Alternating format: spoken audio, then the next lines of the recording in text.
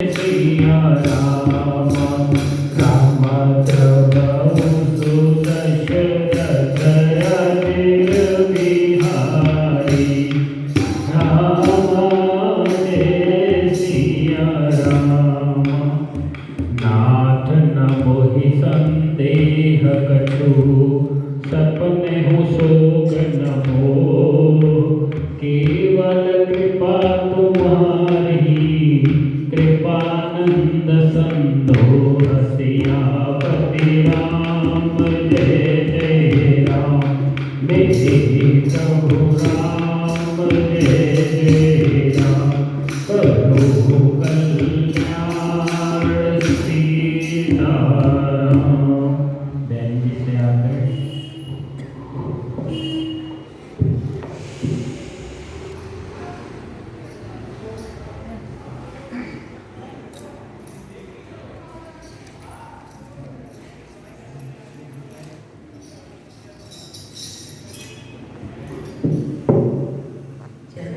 सुता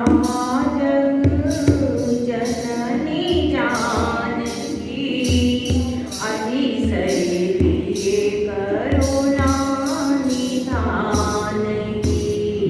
ताके युग पद कमल मनाम जासु कृपा निर्मल मति पावम। सीता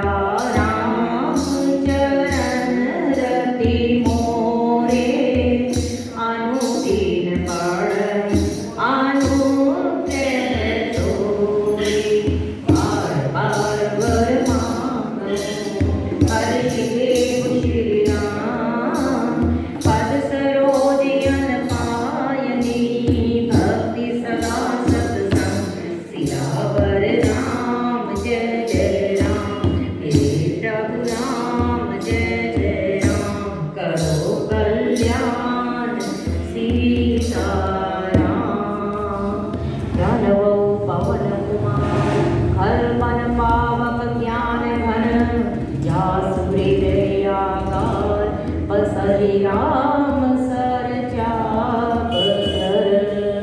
बोलिए हनुमंत लाल जी महाराज की। पूज्य बाल गोस्वामी तुलसीदास जी महाराज की। सद्गुरु भगवान की। कृष्ण कन्हैया लाल की। जय सिया राम। आपको आज सबको गोपाष्टमी की बहुत बहुत बधाई। गोपाष्टमी मैंने आज अष्टमी का दिन है और गौओं का विशेष, क्योंकि गोपाल जो है ना हमारे भगवान कृष्ण, वो तो उनको गैया मैया बहुत पसंद है, तो आप उनका बहुत लालन पालन होता है। तो इस दिन पहली बार भगवान कृष्ण को बाबा नंद ने गोचारण के लिए उनको ड्यूटी दी। आज का वो दिन है, इसीलिए ही इसको गोपाष्टमी के नाम से माना जाता है। तो हम सब भी तो गैया ही है ना कृष्ण की। सो तुम ढूंढो मुझे गोपाल में खोई गैया तेरी। तुम ढूंढो मुझे गोपाल में खोई गैया तेरी। सुध लो मोरी घनश्याम में खोई गैया तेरी।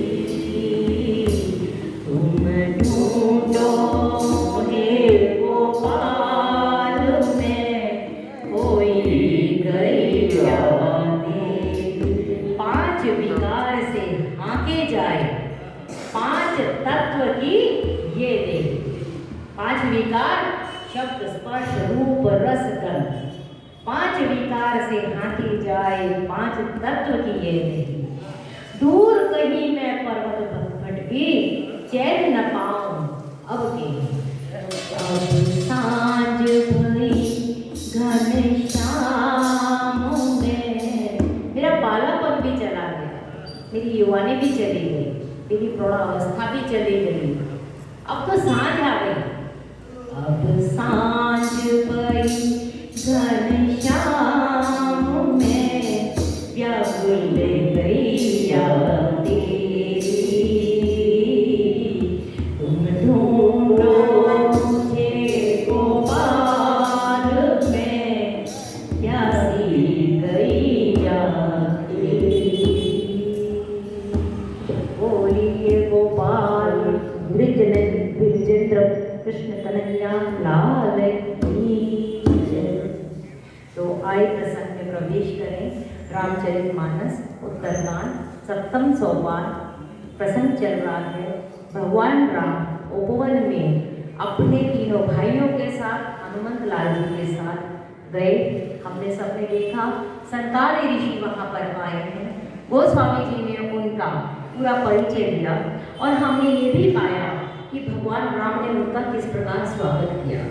और आप पूरे मानस का पारायण करें तो आप पाएंगे कि भगवान राम ने इस तरीके से किसी का भी स्वागत नहीं किया।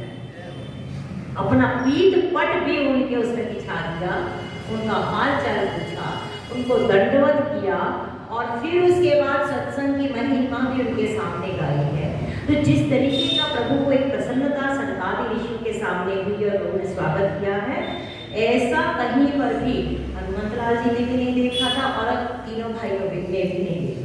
ये भगवान ने सिखाया है कि संतों का आदर कैसे करना चाहिए। करेक्ट, वही तो उन्होंने वहाँ सत्संग की बताया ना कि बड़े भाग पाए सत्संगा, बिना ही प्रयास होई भवन।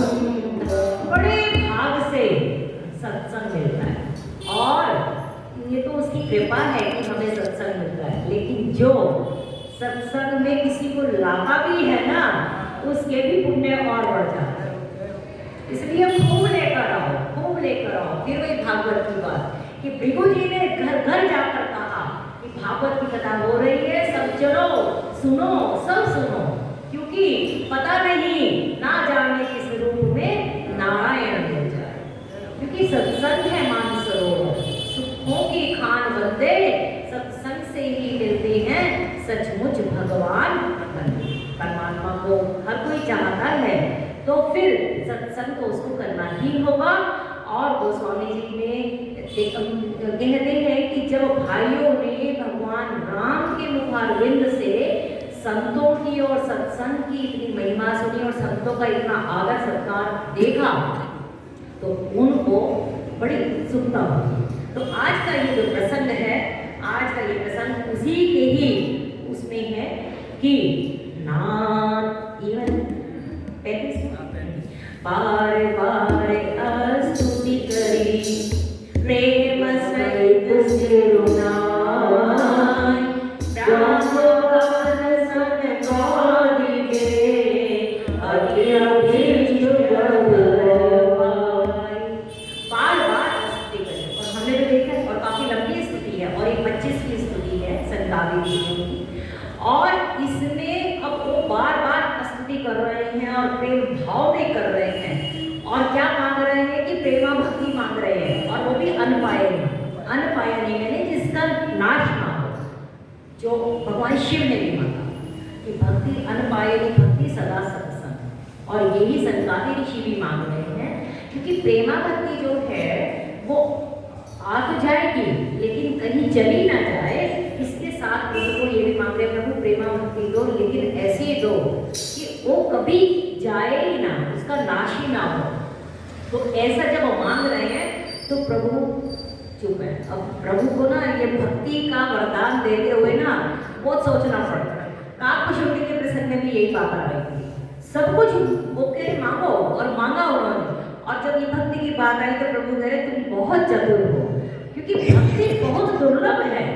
और यहाँ पर बार बार संताली ऋषि, क्योंकि ये तो वेद के रूप है, इनको पता है कि भक्ति के बिना बिनु हरि भक्ति न भवतर्य ये सिद्धांत का, तो वो भक्ति का मांग रहे हैं वरदान।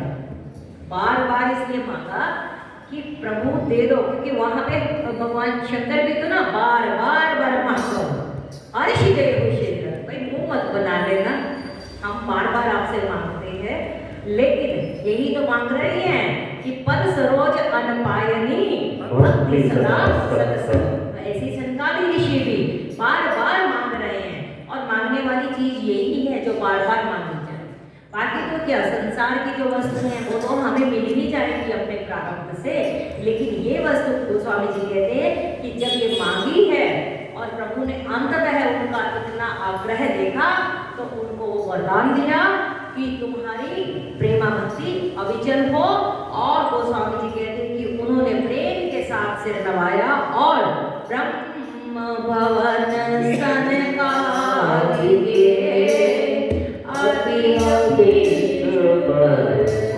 अभी मैंने मन चाहा, अपना मन चाहा वर जो था वो पाकर वो ब्रह्मलोक को चले। और वो तो चले गए, उपवन में सब बैठे हैं, भाई सब देख रहे हैं कि प्रभु जो है इन्होंने इतना संतों का सम्मान किया, इनका किया, और प्रभु जो सत्संग की महिमा कह रहे थे कि हम कुछ और सुने, हम भी तो समझें कि सही में संत क्या है, क्योंकि हम लोग समझते हैं उसके बावजूद भी तो कुछ कुछ संशय आते रहते हैं ना। तो यहाँ पर बोल कोई पा नहीं रहा क्योंकि बिल्कुल अंतरंग लोग हैं। तो यहाँ पर गोस्वामी जी कहते हैं कि सामने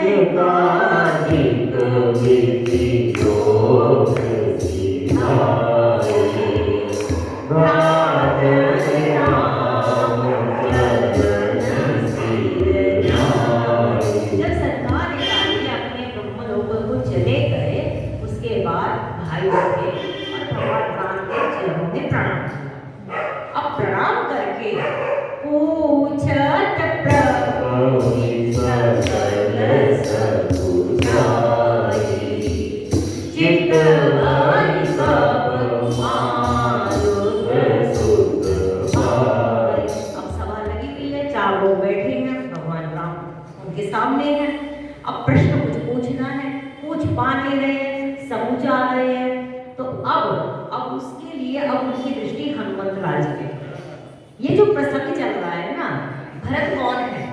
भरत संत है और हनुमंत लाल जी तो हनुमंत है ही है, और भगवान राम कौन है? भगवत। ये एक श्रृंखला दिखाई है, संत, हनुमंत और भगवत। संत को कुछ जिज्ञासा होती है, वो सामने भगवान से नहीं पूछ पाता, वो हनुमान जी को ही बीच में रखता है, क्योंकि बिना हनुमंत के कुछ होने वाला ही नहीं। राम दुआरे तुम रखवारे, ओत न आज्ञा बिनु करे, ये हमें समझना ही पड़ेगा। हनुमंत कौन है? रुद्र अवतार है, भगवान शंकर के अवतार है, और हनुमंत लाल जी अनंत प्रिय हैं। और प्रिय कैसे ना हो, पंच प्राण के रक्षक है यहाँ पर मानस के अंदर। आज भगवान राम जो पूर्णतः अपना ये सब आकर सब हो गया, किसकी वजह से हुआ? लीला में तो प्रभु की कृपा चली रही थी, लेकिन निमित्त भी तो जो बना है उसकी भी तो बात होगी ना। तो हनुमंत लाल जी जो थे उन्होंने ही तो सारा कार्य प्रभु का राम काज कर देखो। राम काज करने के लिए इतने आतुर होते हैं हनुमंत लाल जी, और कहाँ नहीं गए राम लखन को, जो वो मही रावण जो वहाँ मही रावण को उसने पकड़ लिया पाताल लोक। लखन लाल जी को मूर्छा आ गई। भरत लाल जी का भी ऐसा हो रहा था हाल कि बस अगर प्रभु का संदेशा नहीं आया या नहीं आ रही है तो मैं भी अपने प्राण त्याग दूंगा। माँ जानकी की ये अवस्था थी अशोक वाटिका में कि पता नहीं मेरे राम को मेरा पता भी नहीं पता, वो संदेशा भी तो इन्होंने ही दिया। कहाँ नहीं, सुग्रीव जैसा जो विषयी जीव दर दर भटक रहा था, उस सुग्रीव विषयी जीव को भी संबल किसने दिया? हनुमंत लाल जी ने दिया ना, दोनों की मैत्री कराई। जो सेतु बंद करता है वो हनुमंत लाल जी ही करते हैं, जीव को शिव से मिलाने का काम हनुमंत लाल जी ही करते हैं। तो यहाँ पर संत को कुछ जिज्ञासा है, प्रभु का जो देखा उन्होंने कि संतों की महिमा को प्रभु के मुखारविंद से सुने तो उनकी जिज्ञासा है, लेकिन जिज्ञासा भगवंत तक नहीं कर पा रहे हैं, इसीलिए उन्होंने हनुमंत लाल जी की तरफ देखा। अब आंखें जो है ना वो सब बता जाती है। आंखें भी कई प्रकार होती हैं, आंखें विकारी भी होती हैं, आंखें शिकारी भी होती हैं।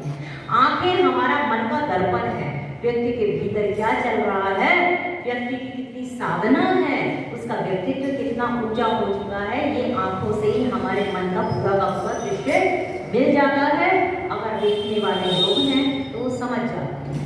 मनुष्य क्या, लेकिन पशु भी समझ जाते हैं कि अभी देखो शेर कभी ऐसा सुना है कि शेर को अगर कभी सामने आपने पड़ जाए, उसकी आंख में आप जब तक डाले रखोगे वो आपसे हमला नहीं करेगा, लेकिन जैसे ही आंख से आंख हटी वो कुछ भी कर जाए।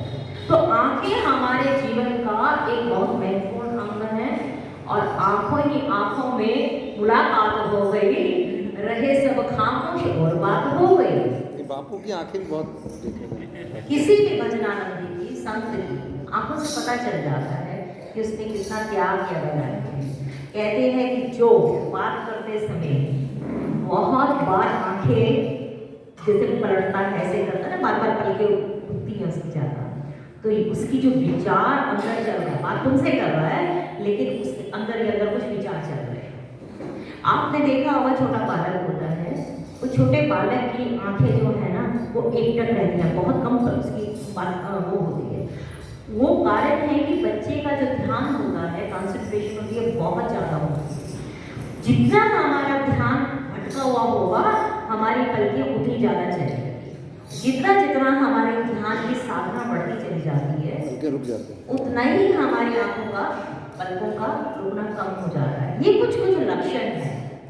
और हम भी अपने जीवन को देखें, कहीं किसी के सामने आप बात कर रहे हो, बात करते करते अगर आप देखेंगे या तो आपको अवॉइड करके बात कर रहा है, या वो आंखें बहुत झुका के बात कर रहा है, तो पता लग जाता है व्यक्ति का कि वो आपसे इंटरेस्टेड इतना नहीं है, उसको कुछ मन में और चल रहा है। तो ये सब जानने वाले लोग जान जाते हैं। तो यहाँ पर क्या हुआ कि जैसे ही वो गए हैं तो इन सब भाइयों ने हनुमत लाल जी की तरफ देखा, भगवान को नहीं देखा। तो अब उनको तो वो तो अंतर्यामी है, और गोस्वामी जी ये 5 तो बैठे ही हैं, छठे तो गोस्वामी जी सब श्लोक में रह गए थे। तो उन्होंने देखा कि प्रभु ने देख लिया है, तो पूछा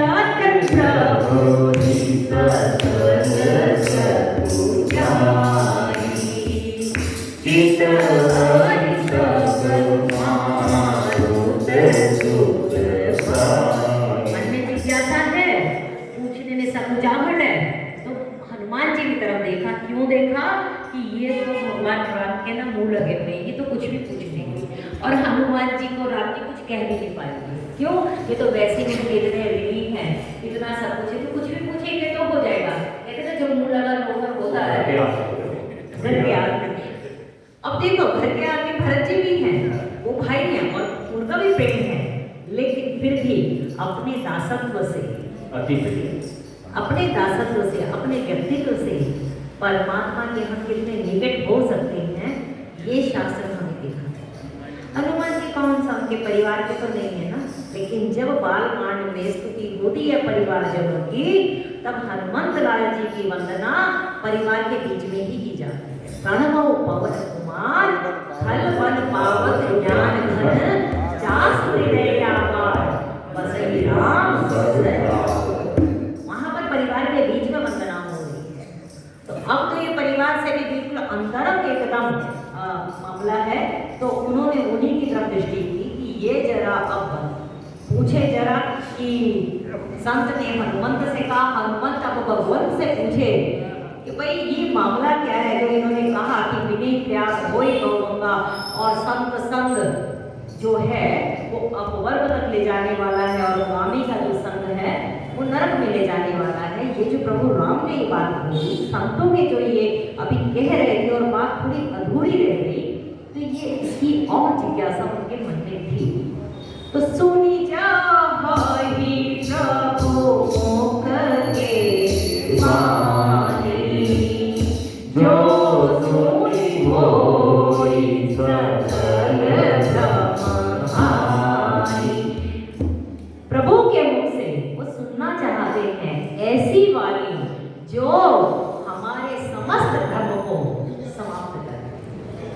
देखो भजते हैं हम ब्रह्म को, लेकिन होता हमें सभी तो भ्रम रहे हैं, भले हम भ्रम को रहे हैं, लेकिन होता तो भ्रम है। उसकी लीला का हमें पता नहीं। ये जो दामोदर अष्टक आप गाते हैं ना, आनंद आ रहा है। आज की दामोदर अष्टक जो लीला है प्रभु की, दामोदर प्रभु कृष्ण का नाम है, मुखर बंधन से इसका जुड़ा हुआ है। दिवाली के दिन प्रभु 3 साल 2 महीने 7 दिन के हो गए। ये दिवाली से दूसरे दिन की कथा है, जिस दिन अन्नकूट होता है। और प्रभु जो है भगवान कृष्ण कन्हैया लाल 3 साल के हैं, उठे हैं, कठी पिघला पे कुछ भी नहीं है, दिगंबर कुछ नहीं है, अलकावली उनकी बिखरी हुई है, आंखों में जो काजल है वो भी जैसे आंखें मलमल के गालों पे एकदम हो जाता है काला। ऐसे प्रभु चलते चलते चलते माँ के पास आते हैं। देखिए माँ जो है ना दधि मंथन कर रही है, माँ देखती नहीं है कृष्ण की तरफ, जाकर जबरदस्ती गोद में बैठ जाते हैं।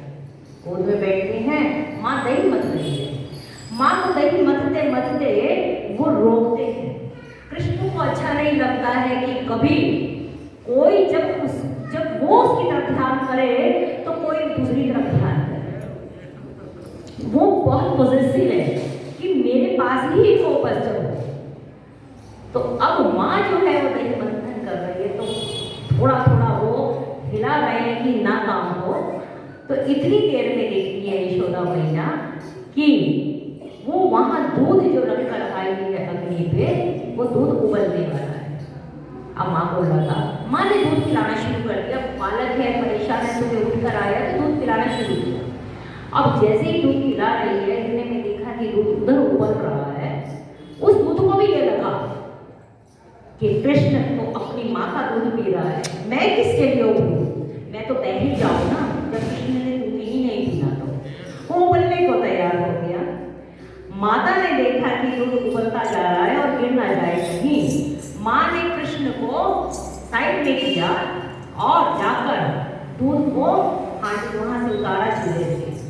अब कृष्ण कन्हैया लाल उन्होंने लीला करनी है, वो इतनी ज़्यादा चिल्लाने लगे, रोने लगे बाल स्वभाव में, और बहुत ज़्यादा रोते, क्योंकि उनको ये लगा कि जो मुझे छोड़कर मुझे इतने जरूरी काम है, ऐसा कौन सा काम है।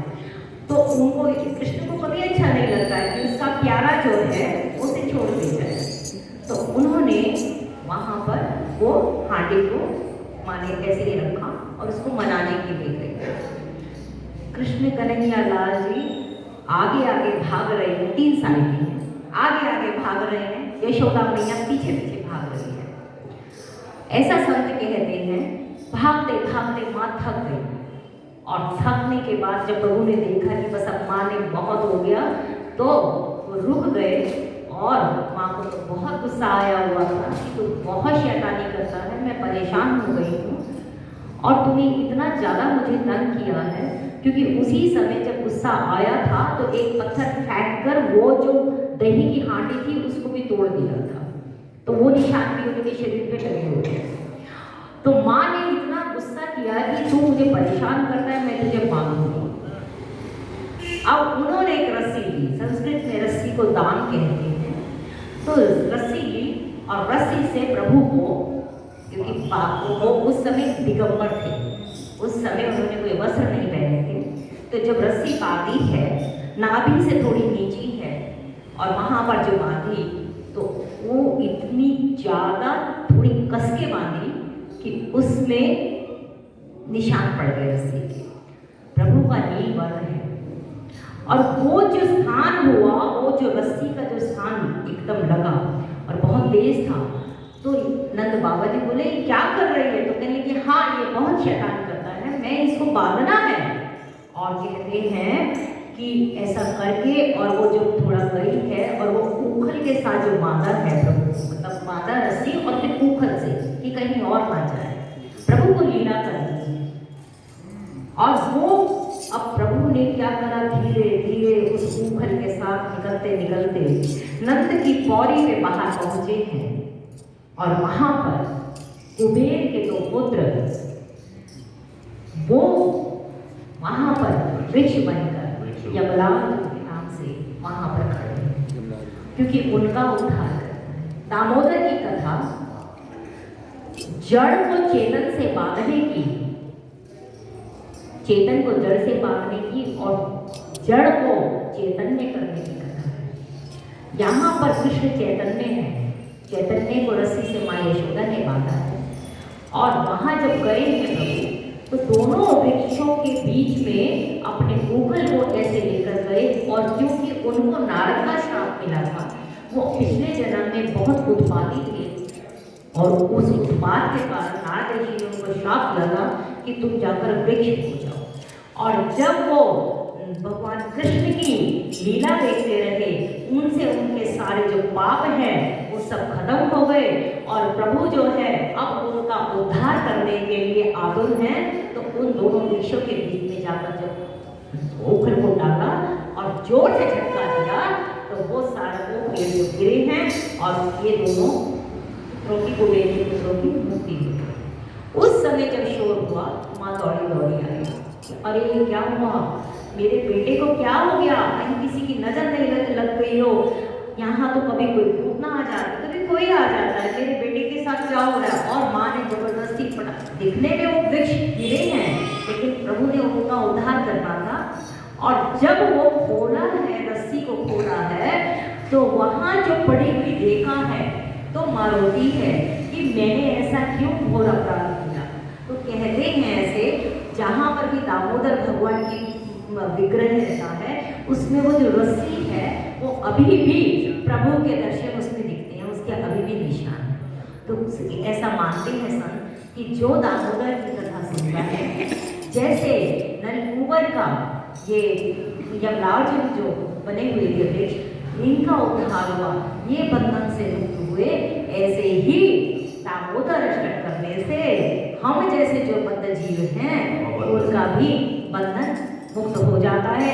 कृष्ण कन्हैया लाल स्वयं आते हैं बंधन मुक्त करने के, जो इस भाव से दामोदर अष्टक को पढ़ेगा और सुनेगा।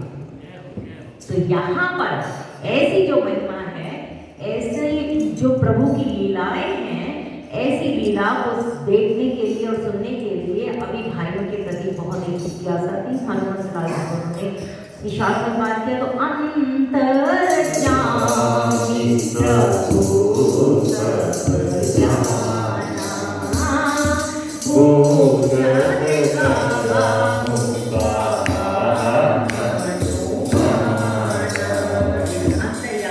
सब जान गए, क्योंकि जब भरत लाल जी ने हनुमंत लाल जी की तरफ देख रहे हैं, देखना तो राम को चाहिए ना, राम के सामने किसी और को देखने का तो कोई काम ही नहीं है। और वो हनुमंत लाल जी को देख रहे तो समझ गए कि कुछ हेतु है, कुछ बात है। तो आप बताओ, तो प्रभु ने हनुमंत लाल जी की तरफ होकर कहा। अब इसमें एक बड़ा छिपी की बात है कि राम ने देख लिया कि भरत जी की कुछ जिज्ञासा है और वो हनुमंत लाल जी को देख रहे थे, तो डायरेक्टली तो पूछ सकते थे ना, पूछ लेते भरत जी से कि बताओ क्या काम है, तुमको देख रहे हो, भाई तो है, लेकिन प्रोटोकॉल में खत्म होना चाहिए। संत भगवंत और हनुमंत, ये हनुमंत, क्योंकि हनुमंत बीच में है। हनुमंत कौन है? सद्गुरु है। जीव के और शिव के बीच में जो सद्गुरु होता है, उसका एक हाथ जीव के हाथ में होता है, एक हाथ शिव के हाथ में होता है, और वो दोनों को जब मौका मिलता है उसे मिलवा देते हैं। यही सद्गुरु की महिमा, यही हनुमंत लाल जी की। हनुमंत लाल कौन है? पवन पुत्र है। हमारी जहाँ पर भी गति होगी, जिस भी इष्ट के पास हमें जाना होगा, सद्गुरु के पास जाना होगा, वो हमें पीछे से पाछे पवन तनय सिरुनामा, पीछे से धक्का देकर हमें वो वहां पहुंचा दी। तो यहाँ पर हनुमंत लाल जी को पूछा है कि भाई बताओ क्या बात है, ये कौन, क्या जिज्ञासा हो रही है, आपस में क्या बातें हो रही हैं। तो गोस्वामी जी कहते हैं कि चोरी पानी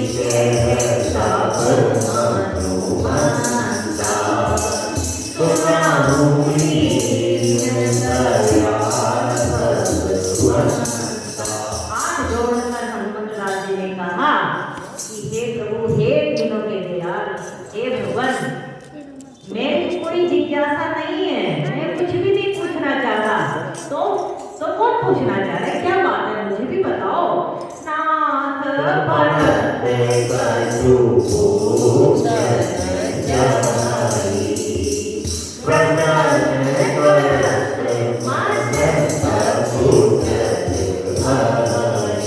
ये नाथ उसको कहा जाता है जो पूरी तरीके से तुम्हें शरणागत करते, जो तुम्हारा पूरा रक्षण करे, तुम्हें पूरा सहारा दे।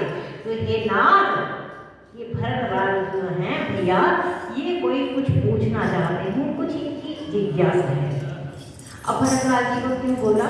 क्योंकि तीनों भाई हैं, तीनों भाइयों में भरतलाल जी बड़े हैं, तो वो भी एक प्रोटोकॉल निभाना चाहिए कि औरों के होते हुए और किसी को नहीं, तो इसीलिए भरतलाल जी के को रखा कि भरतलाल जी कुछ पूछना चाहते हैं, लेकिन पूछने में प्रभु सकुचा रहे हैं। ये एक शील और मर्यादा की दर्शन लिखा है यहाँ पर गोस्वामी जी ने कि भाई हैं, चारों ही भाई हैं, उसके बावजूद भी क्या बोलना है, कितना बोलना है, कैसे बोलना है, किस समय बोलना है, ये भी मानस हमें मर्यादा सिखाता है। मानस का गान घर घर में इसीलिए ही होता है क्योंकि ये मर्यादा पुरुषोत्तम राम का शास्त्र है। मर्यादा जब तक जीवन में रहेगी तो बहुत उन्नति रहेगी। आप सोचो, समुद्र अगर मर्यादा में ना हो तो क्या हाल हो? तो प्रकृति के पूरे तत्व हैं, हर कोई अपनी अपनी मर्यादा में रहेगा तभी तो आनंद रहता है। तो यहाँ पर अतिरेक कोई भी चीज की होती है, स्वतंत्रता जीवन में होनी चाहिए, स्वच्छंदता नहीं होनी चाहिए। ऐसा मानस के पात्रों में हमें दिखाई देता है। तो उन्होंने कहा कि भरतलाल जी कुछ पूछना चाहते हैं, लेकिन पूछते हुए सकुचा रहे हैं और मन ही मन में बहुत सकुचाते, तो तुम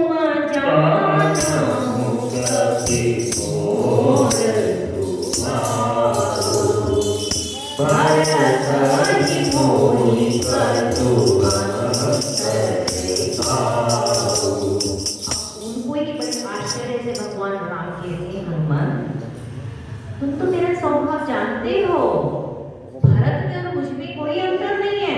अब भरत कौन है? संत। और प्रभु तो भगवान क्या है कि भगवंत और संत में भी कोई अंतर नहीं। वो कहते हैं ना, जो आप भी पाठ करते हैं कि यहाँ पर गुरु जो है एक ही शरीर है, भक्त, भक्ति, भगवंत, गुरु, चतुर नाम एक। ये सब के सब नाम अलग अलग हैं, लेकिन शरीर एक है।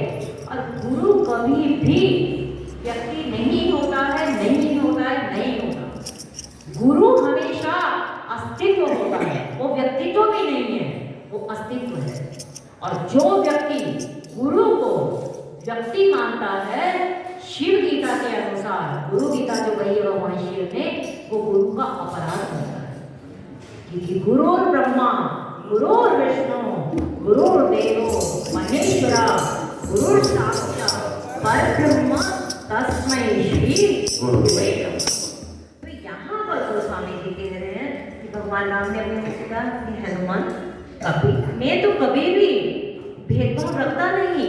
तो ऐसा क्या हुआ कि वो मन में सकुचाहट उनको हुई? तो कहते सुनी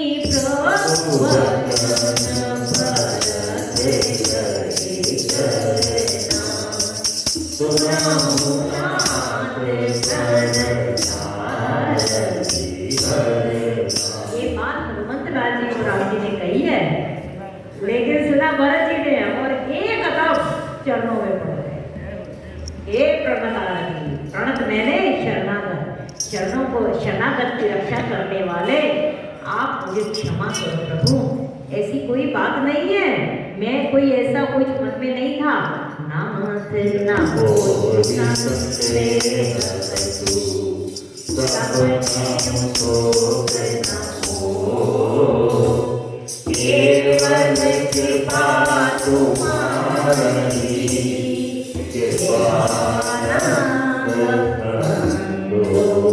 एकदम चरणों में पड़ गए भरतलाल जी के, प्रभु हे नाथ, मुझे कोई संदेह नहीं है, मुझे कोई शोक नहीं है, मुझे कुछ भी ऐसा भी कोई एक 1% भी आपके प्रति कोई ऐसा भाव नहीं है।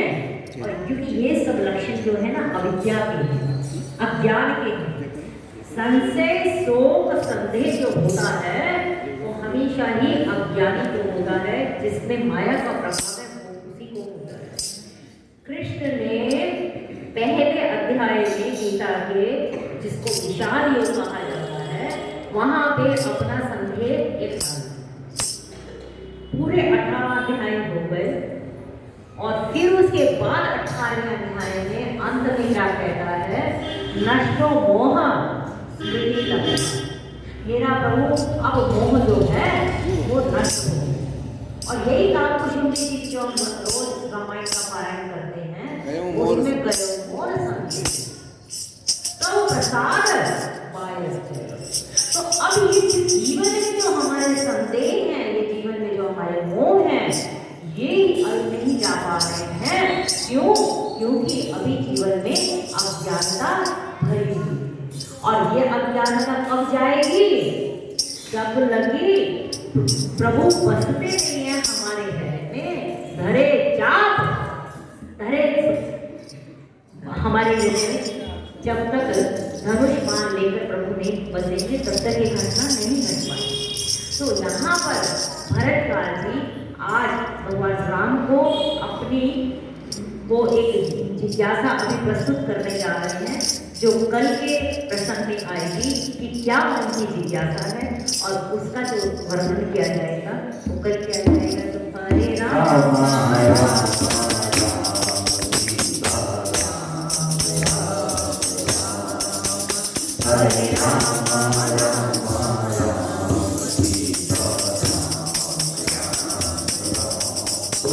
हरे राम राम राम सीता राम राम राम। हरे राम राम राम सीता राम राम राम। हरे राम राम राम सीता राम राम। हरे राम राम राम सीता राम। बोलिए राजा रामचंद्र।